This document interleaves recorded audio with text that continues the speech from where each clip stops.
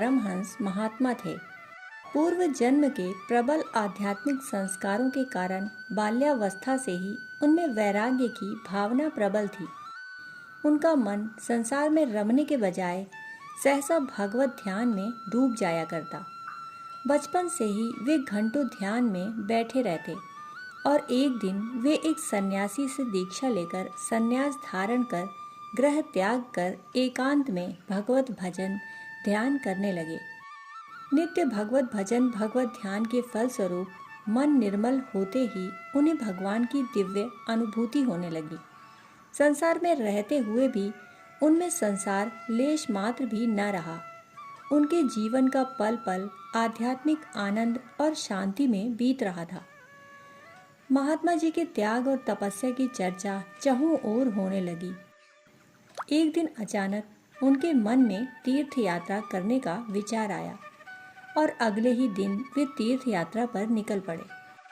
कई तीर्थों का भ्रमण दर्शन कर वर्षों बाद वे वापस लौट रहे थे। वे पैदल ही चल रहे थे। अचानक वे किसी गांव के पास से गुजरने लगे।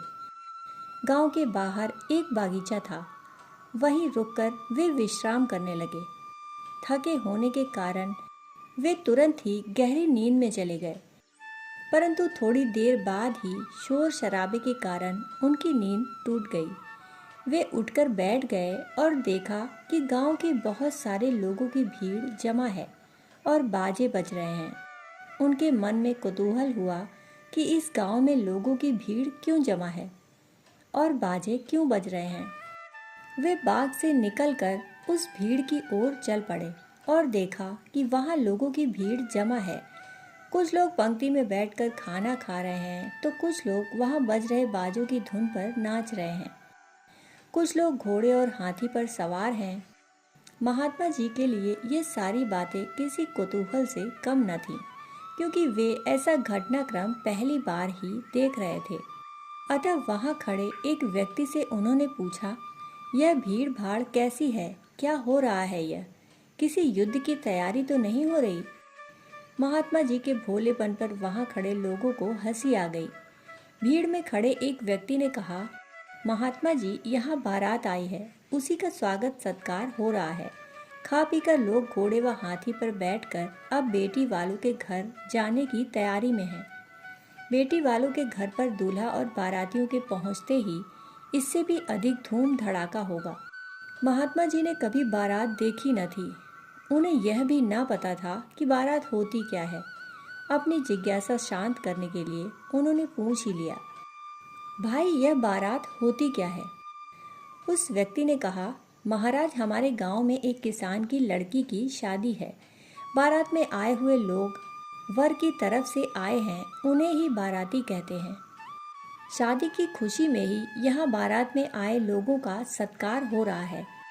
खाना पीना, नाचना गाना, धूम धड़ाका हो रहा है। महात्मा जी ने फिर पूछा, भाई, भला यह शादी होती क्या है?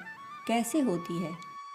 गांव वालों ने बताया, महात्मा जी, दूल्हा दुल्हन मंडप में आते हैं, बैठते हैं और फिर वे दोनों एक दूसरे के गले में जयमाला पहनाते हैं।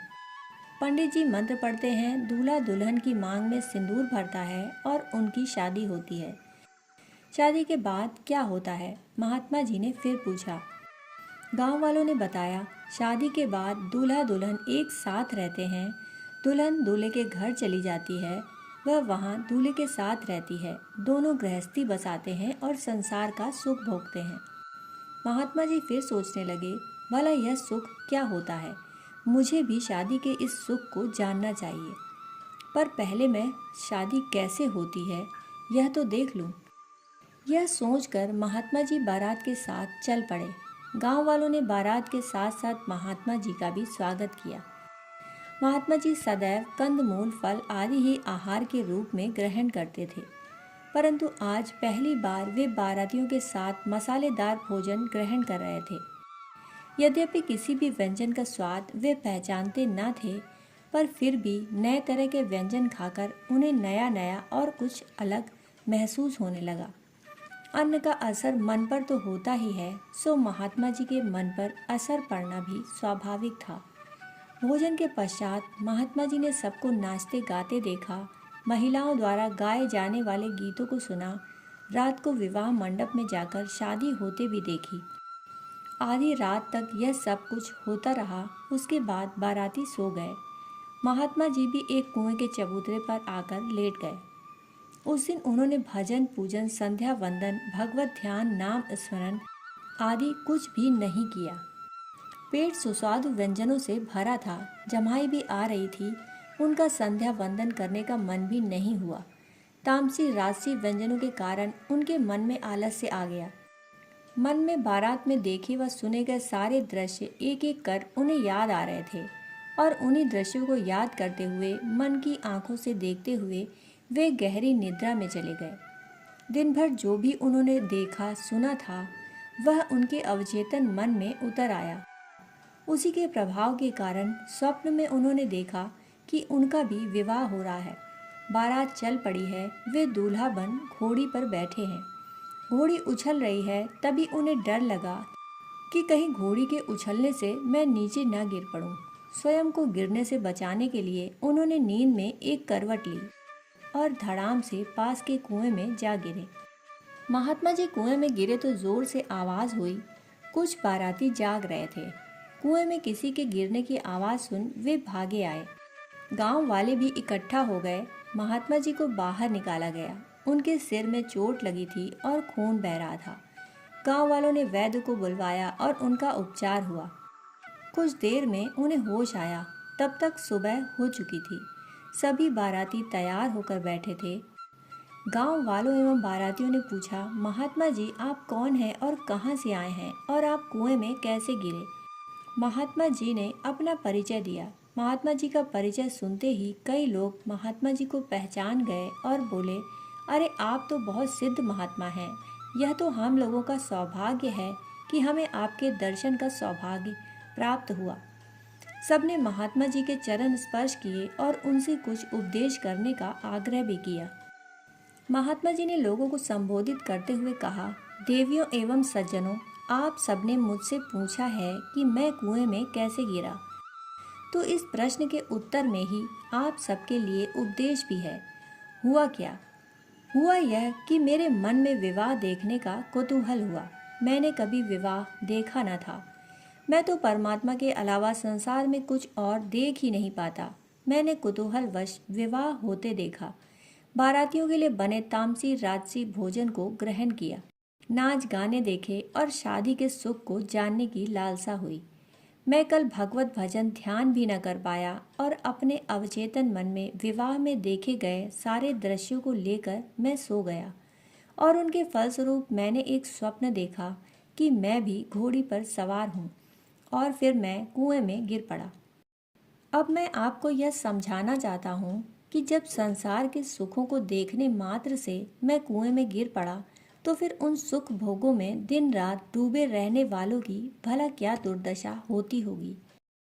मैं दिन रात भजन करता हूँ, परंतु मैं एक दिन भजन नहीं कर पाया और संसार को देखता रहा, तो उसके फलस्वरूप मैं कुएं में गिर पड़ा।